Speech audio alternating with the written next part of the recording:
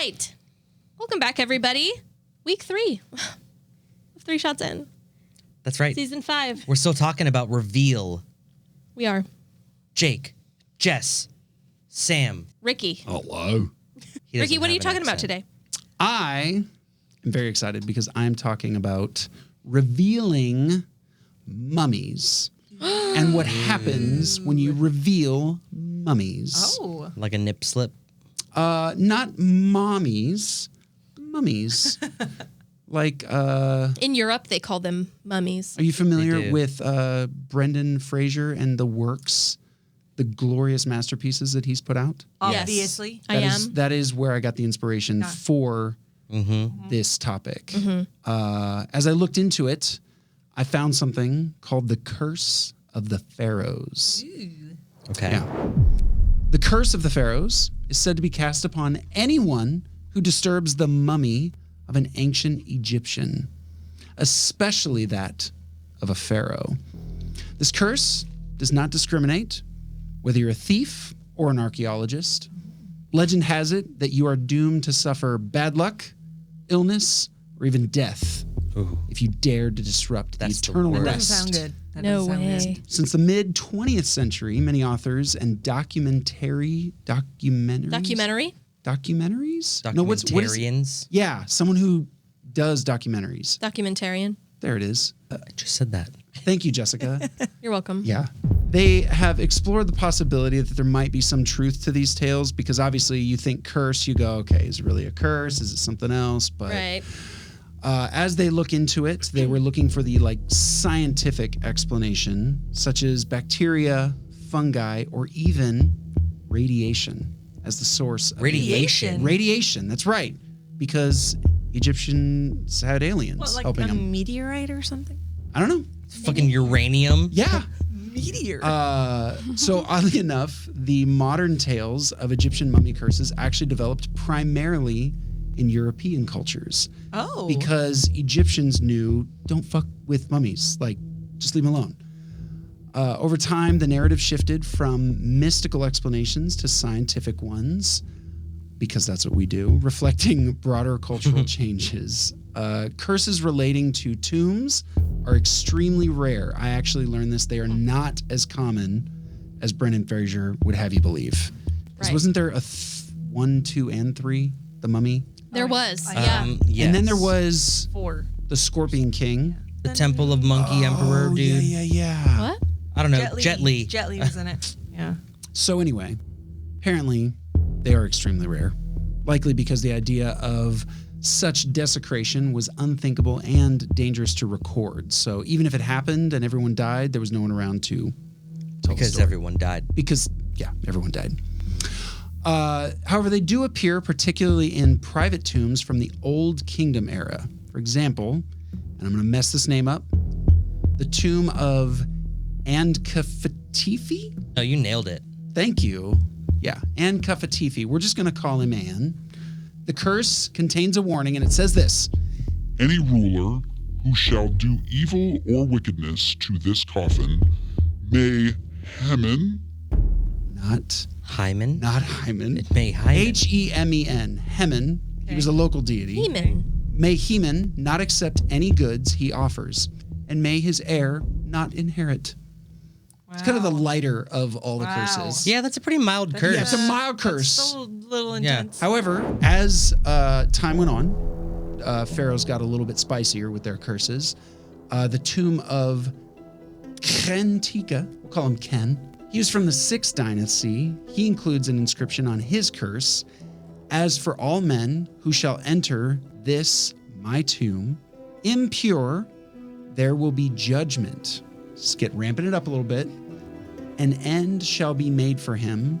I shall seize his neck like a bird. Ooh. Fucking bird. Yeah. I shall cast the fear of myself into him. That goes fucking hard as hell. Yeah, Ken did that's not pretty fuck dope. around. No. Right? Stay the fuck away from my tomb. Yeah, or a bird's going to get you right in the neck. I'm gonna throat you like a bird. He was like, and that was lame as shit. Let me show you how it's let me done. show you how to really curse someone. Anyway, so moving forward in time. Past Ken. Yes, past Ken. Curses became less common, but more severe, invoking the wrath of gods like Thoth, which to me sounds like someone trying to ask for... Can I have extra thoughts on that? extra Thoth on the side. Or destruction by Sekhmet. That sounds scary. Destruction. Yeah. One example quoted by Zahi Hawass. Zahi Hawass? Hawass. Warns, this is where we really start to ramp it up. Cursed be those who disturb the rest of Pharaoh, that they shall break the seal of this tomb, shall meet death by a disease that no doctor can diagnose. They got real scientific. Okay. They're like ass cancer right now. Ass Oh my cancer. God. Like you see, they just kept ramping it Like, up. I don't want you to die. I just want you to be super fucked up and not know why. Not know really why. sick. Yeah. Never be able to get out of bed ever Yeah. again. Yes. Pain. I'm peeing solids. I can't figure it out. They were cursed with mesothelioma. Yeah, exactly. So now into the stories. I have a couple of stories about mummies. In 1699, Louis Pencher wrote about a Polish traveler who bought 2 mummies, which apparently you can just do. Cool. You used to be able to. It used to be a common thing to powder up mummy bodies and use it as a medicine. And eat them. Yeah. Ew. Like they would eat them. They would have mummy unveiling ceremonies. Like you just buy a mummy. Revealing? Revealing, yeah. Like you, Oh. yeah, you could buy a mummy and bring it to your house, have all your friends over, open it up, and then it was not uncommon for everyone to take a little snack. Just break off a finger and mortar and pestle that into a little powder. Yeah, they thought it would bring like No, healing. they thought it was like good for you to digest it. Yeah, To they did not read ingest the it, I mean. curses. However, Polish traveler who bought 2 mummies in Alexandria and soon faced recurring visions of specters Oh no. and stormy seas until the mummies were thrown overboard. So Curse. basically, in the water, seeing all these visions, storm's going crazy, and he goes, "Get those fucking mummies out of here." Storm just goes calm, Wow. right? Zahi Hawass was a young archaeologist at Kam Abu Billow. He transported artifacts from the Greco-Roman site, Okay. Keep going. only, this is where it gets crazy, only to have his cousin die on that day. His cousin. His cousin died What on the that fuck? day. I know. Damn. His uncle died on the 1st anniversary, and his aunt died on the 3rd. His uncle. Oh my God. Curse. Right? Fucking nuts. Curse. I have absolutely talked about all of this on an episode already. I'm so sorry. Everything you're saying, I've already said. Shut the fuck up. I have talked about all of the mundane stuff. Like they really but- thought there was a curse, but but- then like his dog got What if arthritis. wait, stop. What if we have Yeah, that's listeners good. coming in? We could have new listeners Hold that on. are coming in for the first time on this episode. Well, that's right why now. I have 2 I'm more not mummy telling you. curses. I I am think you not should telling continue. you to stop reading it. Okay? Maybe- You should If continue. I forgot about it, I bet other people forgot about it too. Hey, this is the first time I'm hearing it. I forgot about Really? it. Yep. While excavating the tombs of the pyramid builders at Giza, he encountered a curse warning of crocodiles, snakes, and scorpions attacking those who disturbed the tomb. Although not superstitious, he chose not to disturb the mummies. Years later, So he was a little stitious. yeah, he was like, That's what I'm hearing. Little bit yeah, he was like, you know what? Stormy seas, all that shit, we're just tossing them overboard. Kept archaeologizing, and then was like, I'm just not going to mess with these. However, he got greedy. Uh-oh. Years later, though, after removing 2 child mummies from Baharia Oasis to a museum, Hawass was haunted by dreams of the children until their father's mummy was reunited with them, Oh. bringing family together. This guy was a decent dude. Okay, let's delve deeper into the most infamous case of the Pharaohs. The most revealing? The most revealing, the discovery of King Tutankhamun's tomb. Oh. Tutankhamun. We're gonna call him King Tut. Call him Tut. Tootin' coming. Yeah, Tutankhamun seems too long. Just call him King Tut. I for be short. tootin' and coming all the time. So in 1922, by Howard Carter and his team, the opening of this tomb is often cited as a prime example of the curse in action, particularly due to the mysterious deaths that followed. Okay, we're gonna get into this later, but there was. Shut up. We're going to get into this later, but there were 8 deaths of the 58 people, Huh. right? That's a lot of Within death. like 3 years. My gosh, that is So like, that is a 3 reasonable years? number Within 3 years. within a reasonable amount of A little bit more time. spread out, but still. yeah. And then Still there was some people- others that happened later. Like I'm pretty Okay. sure one guy had Like definitely had ass cancer. Look, Like in old eventually age. they Yeah. A lot of people they with ass all cancer. died. yeah. They did all eventually die. I mean, 8 out of 50, that's what? Almost 20%. The first and most notable death was that of Lord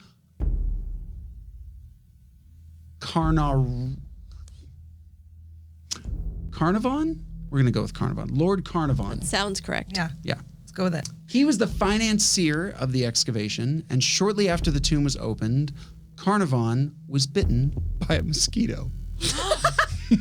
Yo, No, but he got super fucked after that. he got West Nile. He accidentally Oh, infected the no. bite while shaving, leading to severe blood poisoning. Yes. And he died in Cairo on April 5th, 1923, a mere few months after the tomb's discovery. He was holed up in a hotel when that happened. He Yep. thought being closer to it might help yeah.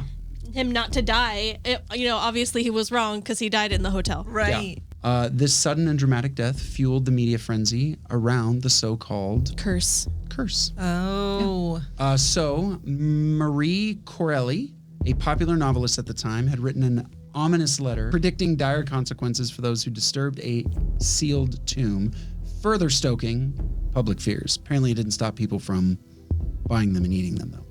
Ew. Sir Why? Arthur Conan Doyle, Nice. the creator Okay, of yep. Sherlock Holmes Yep. and known spiritualist, suggested that Lord Carnarvon's death was caused by elementals, or spiritual guardians set to protect the pharaoh's resting place. Yeah, he really was hard on the elemental stuff. Oh, yeah, super Wow. hard. So this added to the growing legend of the curse, capturing the imagination of the public. James Henry Breasted. Did what? He was a famed Egyptologist who worked closely with Carter, reported other eerie incidents. After the tomb was opened, Carter sent a messenger to his house. Wait for it. Upon arrival, the messenger heard a faint, almost human cry. Almost. Entering the house, he found that Carter's pet canary had died. No. Damn. Oh my Its God. Scary. Cage now had a cobra in it. I mean, that's weird. Like if no one broke in and Yeah. It's killed a honestly, canary and threw it's a cobra in his really cage. weirdly benign, but also difficult to explain. If I was a pharaoh and I was going to curse somebody, I'd be like, fuck your birds. Bitch, fuck your canary. What's the 16th most valuable thing to you? That's what I'm going to take. Oh man. So there was a cobra in the cage, and that's a symbol of Egyptian royalty and protection. Oh. So locals, of course, interpreted this as Yep. a sign of the curse, Yep. believing the royal cobra had come to strike down those who had defiled the king's tomb. The canary The must canary. have gotten real bold. Oh yeah, got real froggy. Several other deaths. We're getting to the end now, but several other deaths were also related to the curse. So George J. Gould, a wealthy American financier, visited the tomb and shortly after developed a fever. Uh-oh. Oh no. He died in the French Riviera on May 16th, 1923, just months after he visited. Question. Yeah. What? What is a Riviera and why have I only heard of the French one? That's a good question. That's a great question. I'm pretty sure it just means river, doesn't it? I don't know. I've only ever heard of French Riviera. I've never heard of any other place. Maybe Riviera. having the word is Rivieras. French? We should start a Riviera. The U.S. Riviera of Texas. Hell yeah. Texas Riviera of America. Bitch.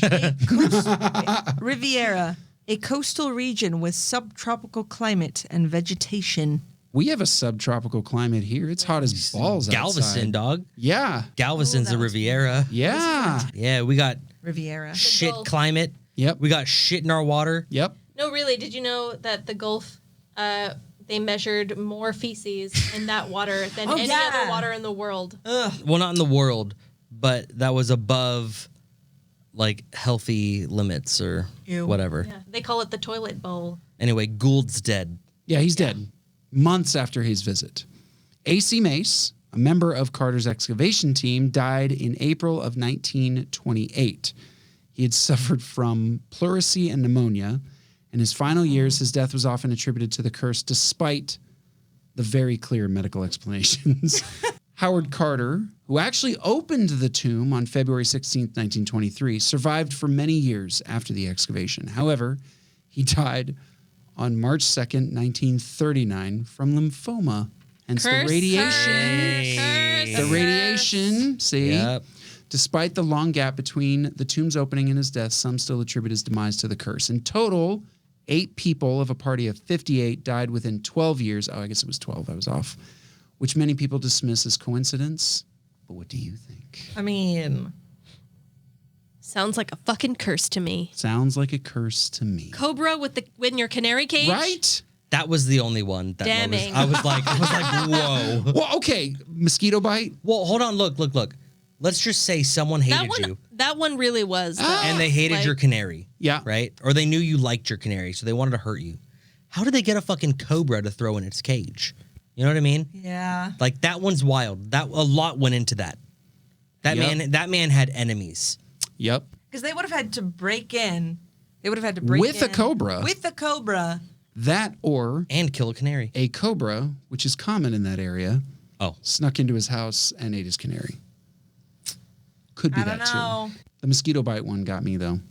That was That is crazy. wild. Yeah. Because like, That sucks. how much would it suck Who ends up with blood poisoning from a mosquito from bite? a mosquito bite? The one that got me was the mummies at home, and then everybody like takes a bite or makes a tea out of it. Oh yeah, that was a real thing. You know, I think Yeah, this mummy needs dust. to be good for my health. Let me sprinkle this in my tea or like on a biscuit. Dude, You the, know. the People Victorian dust. era was a weird time. You know, it was They like were also all putting kinds of fucking shit. cyanide in their eyeballs. That's Yeah. true. There you, Yes. 'Cause it made taking their- all was sorts it of made stuff their from pupils look- medicinal. It made It was their the ladies. eyes dilate. they would look doe-eyed, and they Yeah. thought it was like fucking hot as hell. Yeah.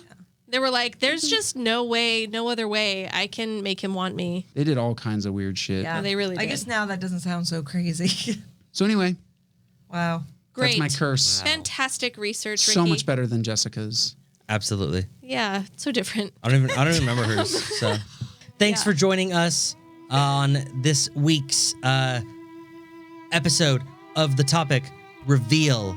Reveal. Ricky killed Yes. it. That's the best mummy stories I've ever heard. Thank you. Check out our website, 3shotsin.com. Have a look at all of our sponsors. They're dope. We've got Tilted Tinker. We have Pour More. We have Party Patch.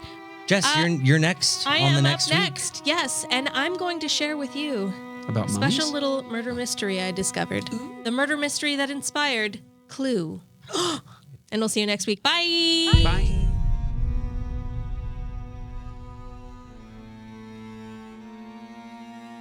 In certain places in like India, they literally shit into the water. That That is actually their authentically toilet. is still an issue. Just pooping, whenever you feel the need, wherever you happen to be standing. You shouldn't do that. You cannot be worried about having a full bowel of shit when a hippopotamus can be coming up out of anywhere. That's a great Oh my point. God, that is true. That is That- survival. that would That's be why they do terrifying. that. That's a really good point. You could die at any moment. Shit the moment you have. yeah. You don't want to die full of shit. No.